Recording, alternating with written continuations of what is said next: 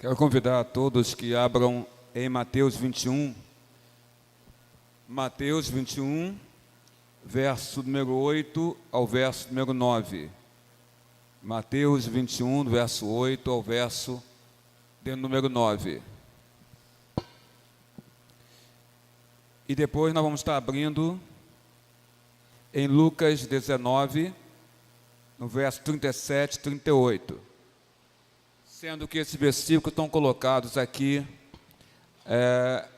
no Data Show. Fiquemos de pé, nós vamos ler juntos esse versículo. Primeiro, Mateus 21, verso 8 ao 9.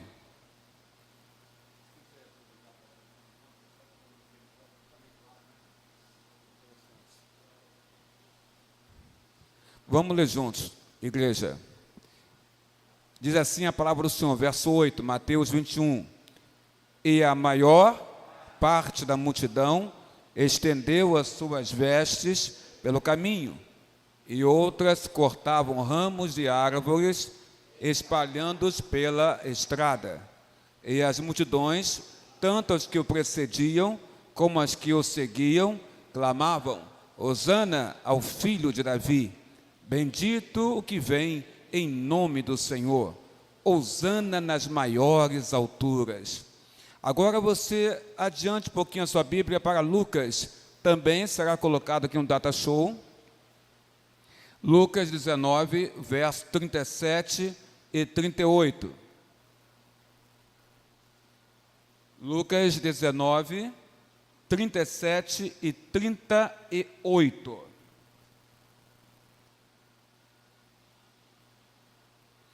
Se a igreja localizou, vamos juntos ler a palavra. 37.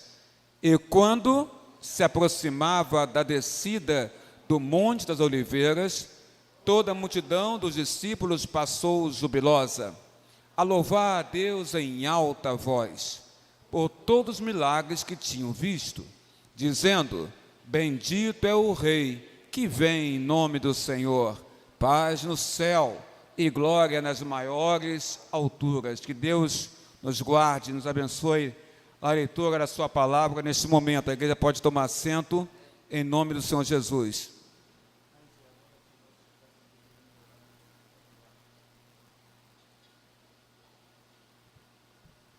Pai querido, Pai amado, Senhor Deus, nós te louvamos, ó Pai, glorificamos o teu nome na tua casa nesta noite, e pedimos a unção do Teu Espírito Santo, para que possamos pregar a Tua palavra, ó Pai amado, aqui nesse lugar.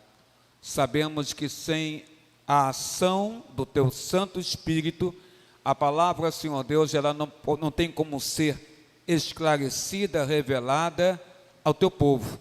Por isso rogamos, ilumina-nos com Teu Espírito Santo, e esclarece a igreja, a congregação, os amigos visitantes, a todos que aqui estão neste momento, nesta noite, Pai, sobre ela, Senhor, sobre a Tua palavra, para que assim possamos todos sermos edificados, entendendo, conhecendo a Tua palavra santa. Senhor, estamos vivenciando o Domingo de Ramos, ajuda-nos a entender o que é o Domingo de Ramos, para que possamos compreender toda a caminhada do Mestre, nesta semana, chegando na crucificação e chegando na sua ressurreição. Abençoa-nos, guarda-nos, ilumina-nos com Teu Espírito Santo. É o que nós humildemente te rogamos, te pedimos, em nome de Jesus, agora e para todos sempre. Amém, amém e amém, Senhor nosso Deus. Em casa, deitado, pensando e raciocinando em que palavra trazer para a igreja nessa noite, raciocinamos e pensamos e oramos a Deus, e a palavra que nos veio justamente é a palavra sobre o dia de hoje. O domingo de hoje é considerado, é celebrado como o Domingo de Ramos. O Domingo de Ramos é um domingo onde, numa manhã festiva, numa manhã de esperança, Jesus Cristo adentrou a cidade de Jerusalém de maneira triunfal, e é interessante dizer maneira triunfal, porque ele foi montado, entrando na cidade, num jumentinho, como ele mesmo disse lá em Mateus, nos versículos anteriores ao que nós lemos, que haveria de acontecer assim.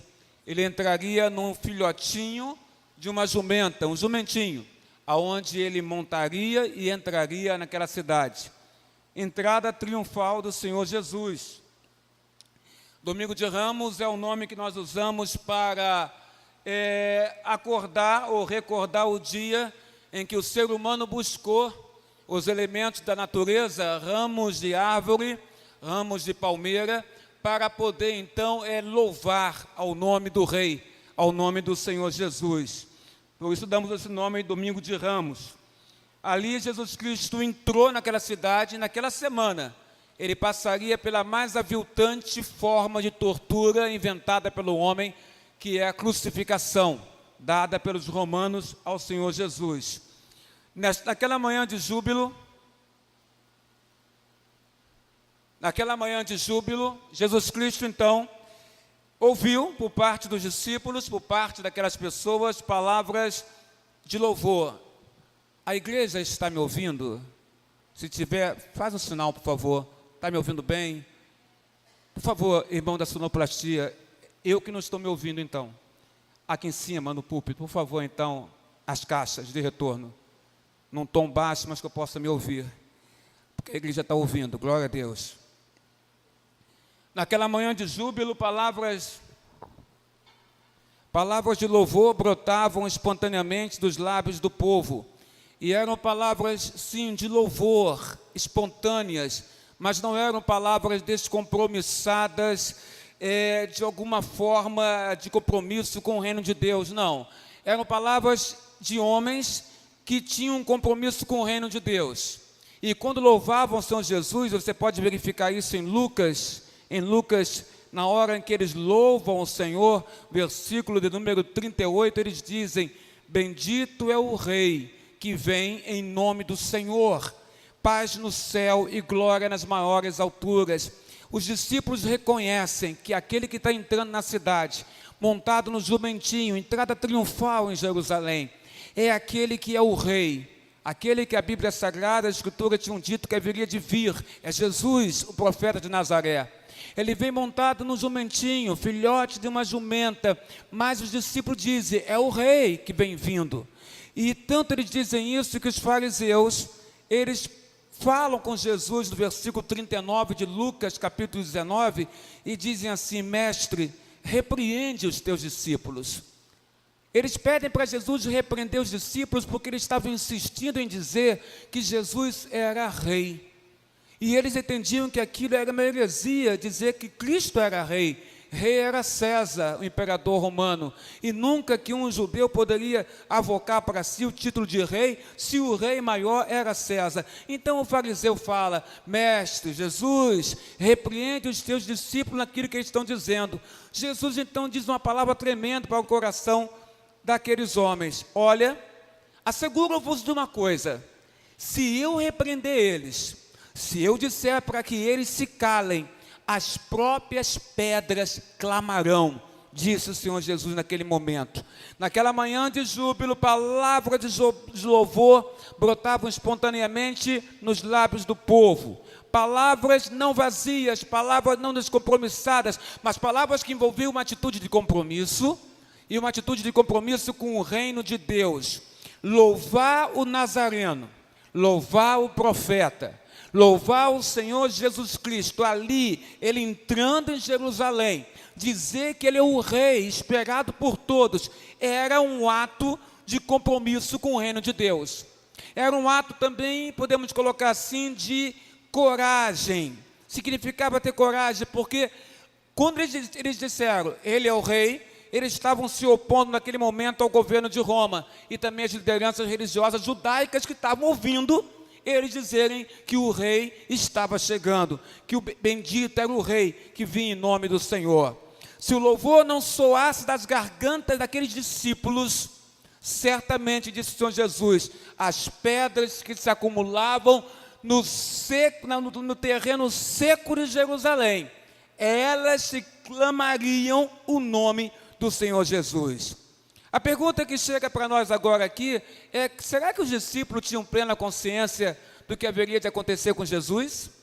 Eles estavam dizendo: bendito é o Rei que vem em nome do Senhor, paz no céu, glória nas maiores alturas. Mas será que eles sabiam realmente o que aconteceria a seguir? Jesus sabia o que aconteceria a seguir. Cristo sabia. Cristo tinha certeza do que aconteceria com ele, porque lá em Lucas capítulo 9, no verso 23, Jesus disse: se alguém quer vir após mim, a si mesmo se negue, e dia a dia tome a sua cruz e siga-me.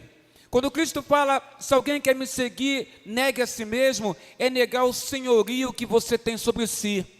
É negar a soberania que você acredita que você tem sobre você mesmo. E entender que o senhorio que está sobre nós não é nosso, mas é do próprio Senhor Jesus sobre as nossas vidas. Então nós nos negamos a nós mesmos, porque negamos que somos senhores de nós mesmos. E entendemos que o Senhor das nossas vidas não somos nós. Entendemos que o Senhor das nossas vidas é Jesus. Entendemos que é o profeta de Nazaré que é o Senhor das nossas vidas.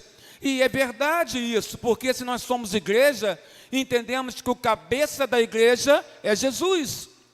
Nós somos o corpo de Cristo. O corpo de Cristo, ele se movimenta debaixo do comando cerebral da cabeça. E a Bíblia fala que a cabeça do corpo de Cristo é o próprio Senhor Jesus, é a cabeça do Mestre.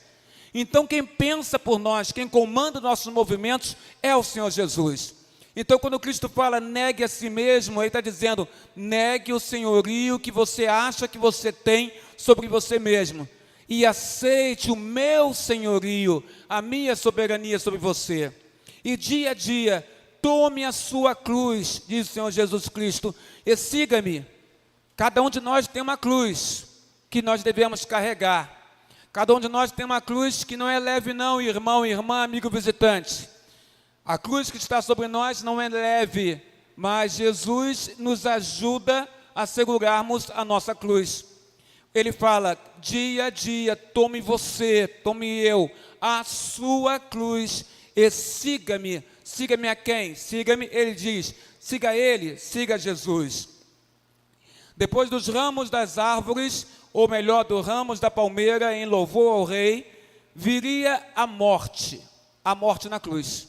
Primeiro a adoração, primeiro o louvor. Jesus entra em Jerusalém, o povo começa a balançar as palmas, os ramos, o povo coloca as vestes no chão para que ele passasse por cima das suas próprias vestes do povo. O povo pega os ramos de palmeira, ramos de árvore e coloca para Jesus passar por cima também, montado no jumentinho. Depois de fazer todo esse processo, que é um processo de louvor ao rei, louvor a Deus, louvor a Jesus, porque nós entendemos que esse processo de pegar a roupa, a veste e colocar no chão, e esse processo de pegar ramos de árvore e colocar no chão, era algo muito conhecido do povo judeu. E ele fazia isso somente para as grandes autoridades. E quando eles fizeram esse ato de pegar a veste, colocar no chão, pegar os ramos de palmeira, colocar no chão, eles estavam vendo e enxergando em Jesus uma grande autoridade. Tanto é verdade isso que no versículo 38 de Lucas 19, quando eles falam espontaneamente palavras de adoração ao rei, dizendo: bendito é o rei que vem em nome do Senhor. Eles estão dizendo que Jesus Cristo vem em nome de Deus. Jesus é a autoridade enviada à terra pelo próprio Deus, por Jeová. E então eles entendem que estão diante de alguém enviado por Deus, uma autoridade. E se ele é autoridade, mesmo montado no jumentinho, de maneira humilde, montado no jumento, ele é merecedor que as vestes do povo sejam colocadas ao chão e os ramos cortados sejam colocados também ali, porque esse era o costume de receber uma grande autoridade naquela cidade. Mas fazer aquilo e dizer que ele era rei, era, irmãos, seguir a Jesus. E seguir a Jesus é firmar um compromisso com o reino de Deus. Quem firma compromisso com o reino de Deus, em primeiro lugar, tem de assumir uma atitude de coragem. E eles tiveram coragem, disseram que ele era rei na terra onde César comandava, o imperador romano, Jerusalém. Eles tiveram coragem, porque tiveram compromisso, irmãos, e muitas vezes esse compromisso com o reino de Deus vai acarretar em você e em mim. Nós que seguimos a Jesus, acarreta às vezes resignação e acarreta também sofrimento. Quem segue a Jesus verdadeiramente sabe que nem sempre há alegria no seguir a Jesus. Mas no seguir a Jesus, sim, há alegria espiritual, mas também há muito de resignação e há muito também de sofrimento para aquele que segue a Jesus. Mas Ele é aquele que nos ajuda a carregar a cruz. E o fardo não fica tão pesado, fica leve, quando Ele, Jesus, nos ajuda a carregar a nossa cruz. Você está carregando a sua cruz? Está pesada a sua cruz? Clame a Jesus para que Ele te ajude a carregar a sua cruz. Não é diferente nos dias de hoje louvar a Jesus. O ministério louvou a Jesus e fez a igreja louvar também. O Giovanni Si cantou 5 canções, uma cantata louvando a Jesus, adorando a Jesus, e fez com que a igreja pudesse ouvir, entender as canções, e pudesse na sua alma, a igreja também, louvar o Senhor. Louvar Jesus implica, irmão, em fazer enfrentamentos das forças que regem, sabe, irmã Roberta, a injustiça, e tu és advogada, sabe muito bem o que é isso. Forças que regem a injustiça. E seguir a Jesus é fazer enfrentamento de injustiças, é fazer enfrentamento da própria morte. Quem segue a Jesus, quem louva a Jesus, quem adora a Jesus, implica, irmãos, em salvar crianças de abuso sexual. Quem segue a Jesus, tem no coração esse compromisso pela verdade, pela ética, pela justiça. E quem segue a Jesus, então quem louva a Jesus, salva crianças de abuso sexual. Para tornar mais atual o que estou falando para você. Quem segue a Jesus ou louva a Jesus, diz que Ele é o Rei enviado por Deus. Quem segue a Jesus também salva jovens do tráfico. E quantos jovens, por não serem salvos do tráfico, são mortos na batalha do tráfico com a polícia, ou entre eles mesmos? Quantos jovens que você conhece nessa igreja, que já morreram pela ação do tráfico, ou pela ação da polícia, ou pela ação do exército? Mas quantos jovens você não tomou conhecimento que morreram por estarem justamente trabalhando para o tráfico? Quem louva a Jesus salva jovens do tráfico. Quem louva a Jesus salva mulheres da violência doméstica. E hoje tivemos uma palestra na casa da irmã Letícia, pela SAF, justamente tratando esse tema tão importante nos dias atuais, violência doméstica e mulher cristã. Quem louva Jesus salva sim mulheres da violência doméstica, porque não aceita injustiça. O cristão, ele não aceita injustiça. O cristão, ele fica indignado com injustiça. Como Paulo ficou por diversas vezes na Bíblia Sagrada, indignado com as forças do mal agindo na terra, e ele repreendia em nome de Jesus. Como Jesus ficou indignado em ver aquele povo vendendo coisas na casa do Pai, onde ele dizia, aqui não é casa de comércio, mas é casa de oração. E indignado, Jesus pegou mesas e cadeiras e jogou ao ar, mostrando que ali não era lugar daquelas coisas. Jesus mostra uma indignação, Paulo mostra uma indignação que o cristão tem que mostrar, indignação.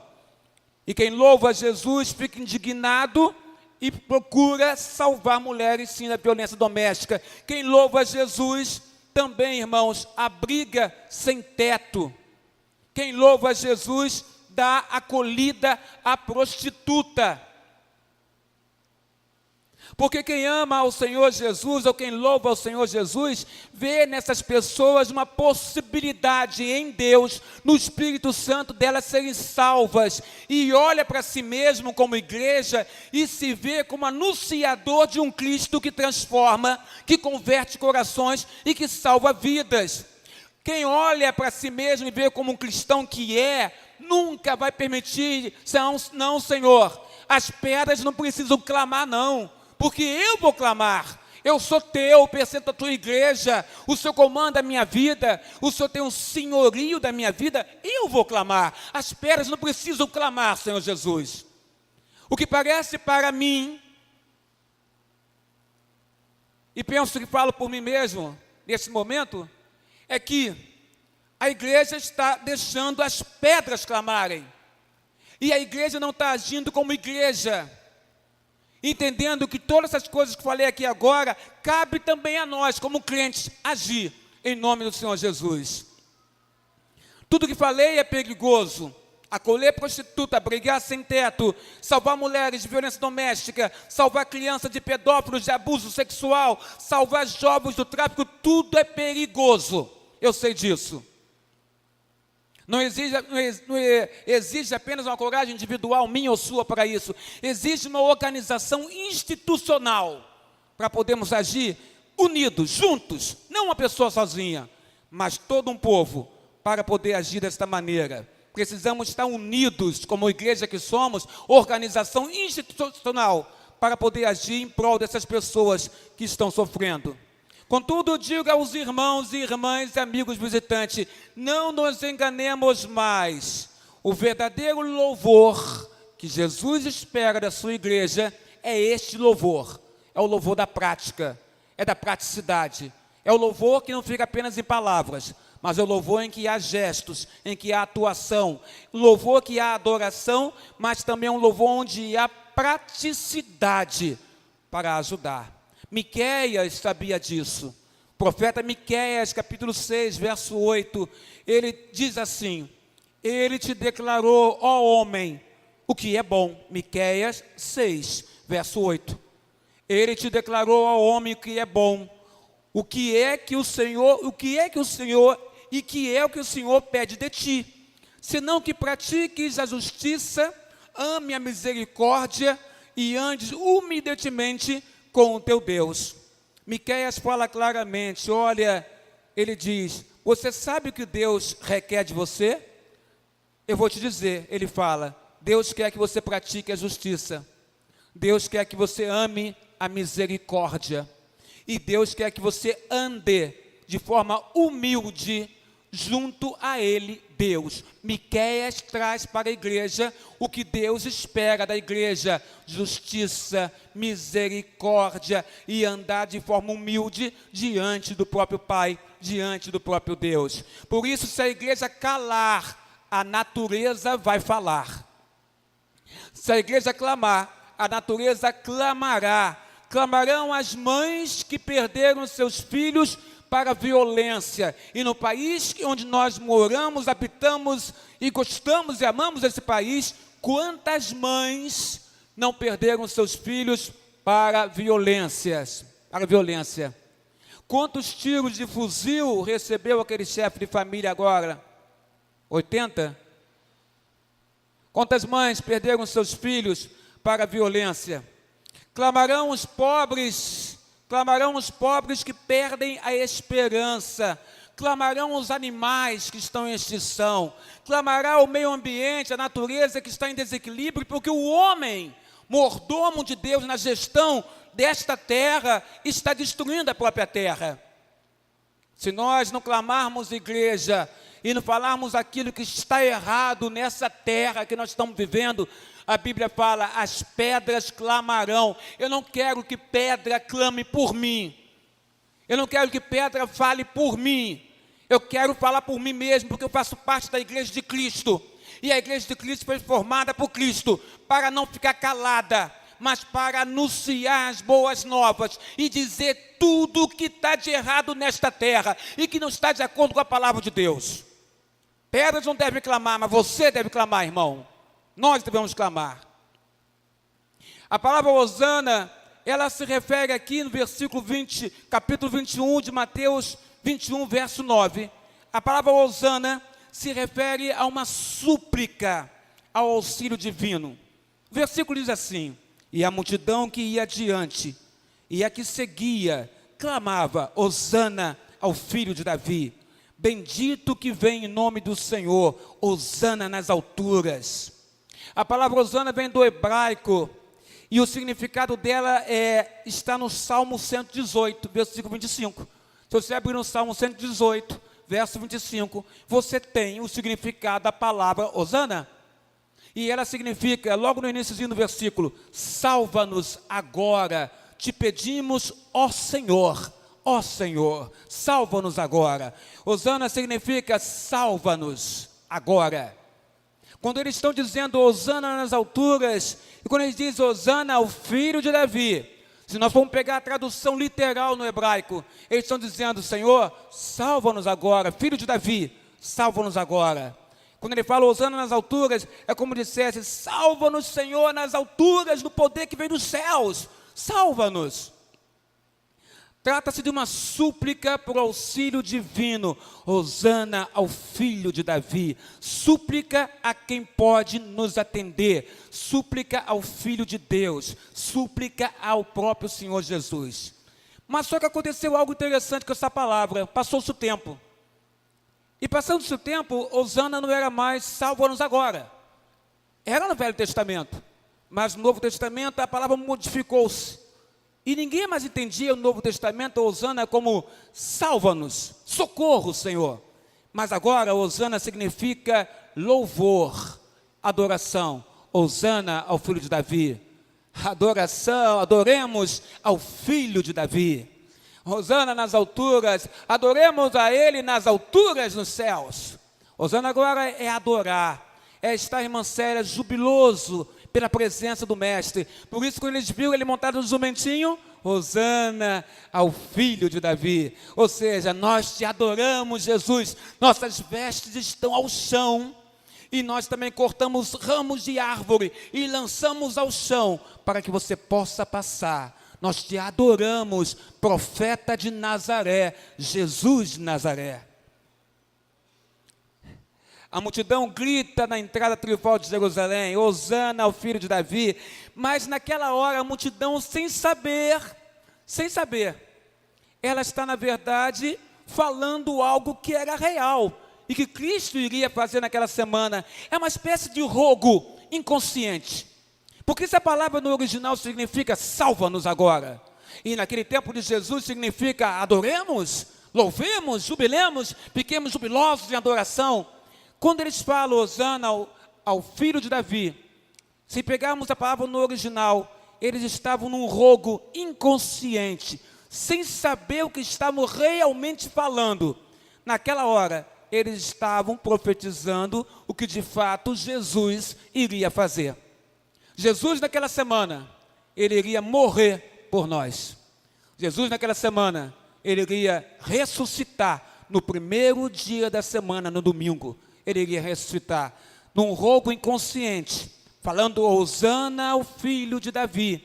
Eles estavam, na verdade, sem saber, mostrando o que ele iria fazer. Jesus ia dar sua vida para morrer na sexta-feira da paixão, para no domingo da ressurreição, ele ressuscitar e, com ressuscitando, ele vencer a morte. Rogo inconsciente dos discípulos que ali estavam, do povo que ali estavam. Salva-nos, Senhor. Eles queriam, na verdade, irmãos, pode ser uma salvação em relação ao que estava acontecendo naquela época. Roma dominando. Jesus vem. Se ele é nosso Messias, ele vai nos livrar de Roma. Mas Jesus não veio para isso. E o rogo inconsciente, na verdade, apontava para algo mais sério, mais profundo. Jesus veio para salvar a alma do homem, salvar nossas vidas. Palmas e vestes encontramos lançadas pelo povo. O povo então balançava as palmas, o povo balançava os ramos de árvores, o povo colocava o ramo ao chão. O povo pegava suas vestes, balançava suas vestes e colocava ao chão. Palmas e vestes são balançadas. As pessoas que balançaram as palmas e vestes estavam prestando uma homenagem ao rei, a Jesus. As palmas levantadas, as roupas levantadas e depois colocadas ao chão, era uma homenagem a ele. A atitude de pegar ramo de palmeira e balançar, e depois colocar ao chão os ramos, significava a atitude de adoração. Eles estavam, irmãos, não só adorando a Jesus com palavras, porque esse é o grande perigo da igreja institucionalizada é ela adorar somente com palavras. Nós montamos todo um aparato de culto, onde a música, aonde a pregação, aonde há orações, num local específico, numa hora específica, num dia específico. Montamos todo um aparato de culto, mas na verdade a adoração a Cristo tem que ser por toda a nossa vida, irmã Marilena. A atitude de adoração tem que ser todos os dias das nossas vidas, e não em determinado momento dentro da igreja, junto com os irmãos, cultuando com os irmãos, nós ali então soltarmos palavras de adoração. Aqueles homens não fizeram isso, não apenas falaram palavras de adoração, disseram, Hosana, bendito o filho de Davi. Não, eles pegaram rama, eles cortaram árvores, eles se esforçaram para arrancar os galhos, cortar as árvores, pegaram suas roupas, levaram para a estrada, levaram para a entrada de Jerusalém, balançaram as vestes, balançaram as palmas e colocaram ao chão. Atitude de adoração. Cada hora que um homem e uma mulher balançavam uma palma daquela e dizia, bendito é o rei que vem em nome do Senhor, Hosana ao rei que vem em nome do Senhor, significava, irmãos, que eles estavam afrontando o governo de Roma, que eles estavam afrontando os líderes judaicos que lá estavam assistindo tudo. O fariseu diz, mestre, repreende eles. E Cristo fala, não, asseguro-vos que se eles não falarem, não clamarem, as pedras vão clamar pelo meu nome. Atitude de adoração. Ao balançar as palmas, eles estavam agindo, estavam mostrando com seus gestos que não estavam somente com palavras adorando a Jesus. Com a veste colocada ao chão, e ao colocar ao chão, Jesus passaria por cima da roupa com aquele jumentinho. Significava que eles entendiam que aquele que estava ali, entrando na cidade, montado no jumento, e que passaria por cima das suas vestes e roupas, era superior a eles, era o Senhor deles. Lembra? Isso era feito com as maiores autoridades, e Jesus é a maior autoridade existente na terra. Jesus é o Filho de Deus.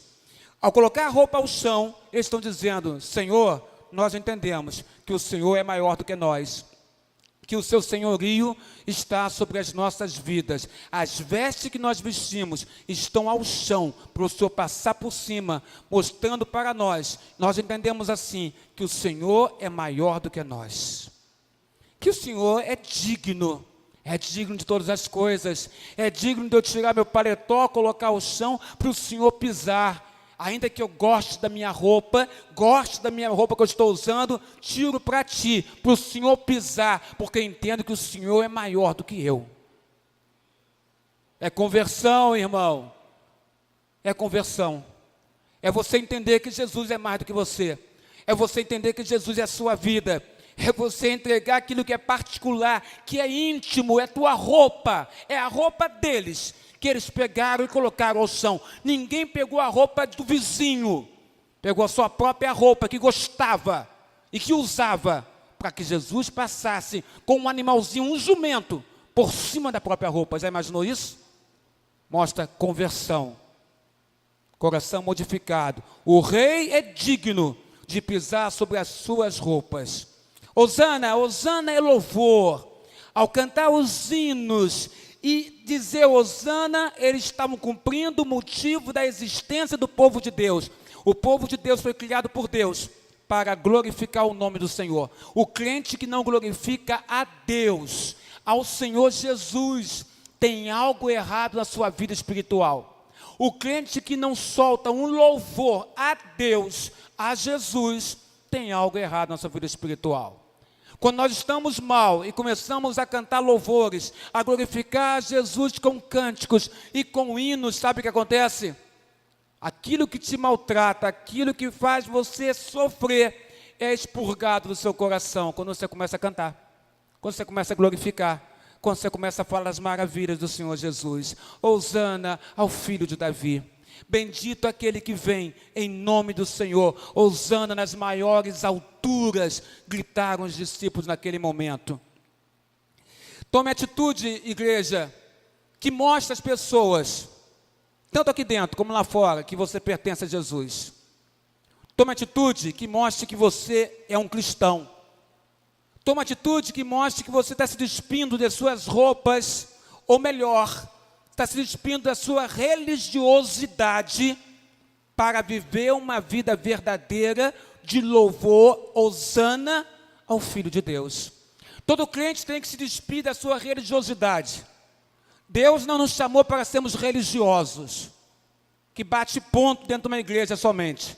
Deus nos chamou para nós sermos cristãos verdadeiros e que vamos viver esse cristianismo cada momento das nossas vidas. Vamos nos alegrar com aqueles que estão alegres. E vamos chorar com aqueles que estão, Zé Roberto, chorosos também. Domingo de Ramos, irmãos, é dia de louvar a Jesus. Mas louvar com os olhos, voltados para a cruz dele. Domingo de Ramos é o momento que Jesus entra na cidade e entra feliz, entra contente, o povo sorri, o povo balança as palmas, joga as vestes, o povo entoa cânticos, o povo traz palavras espontâneas e verdadeiras sobre ele, mas Domingo de Ramos também nos mostra que ele veio para cumprir o que o Pai falou que ele tinha que fazer. Domingo de Ramos mostra que o Filho de Deus, de fato, estava compromissado com o próprio Deus Pai e veio para salvar e dar a sua vida por amor a nós. Ele mesmo disse, lá em João 17, verso 20, e ali ele fala de nós. Jesus diz, Pai, não rogo somente por estes, mas também por aqueles que vierem a crer em mim, por intermédio de sua palavra. Irmão, o sofrimento há de vir. Não há quem não se comprometa com a verdade do reino de Deus que não venha a sofrer. Não há.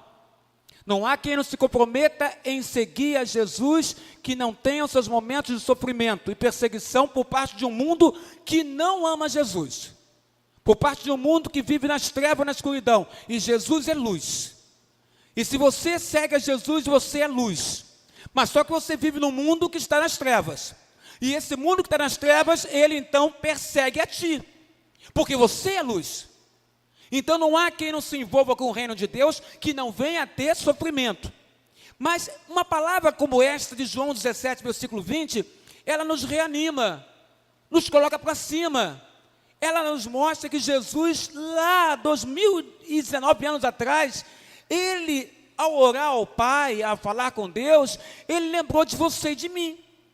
Ele não só rogou para os discípulos que estavam ali e que foram repreendidos mais na frente, repreendidos pelo fariseu, manda que eles se calem. E Cristo disse, não, eles não vão se calar, porque se calar apenas vão clamar.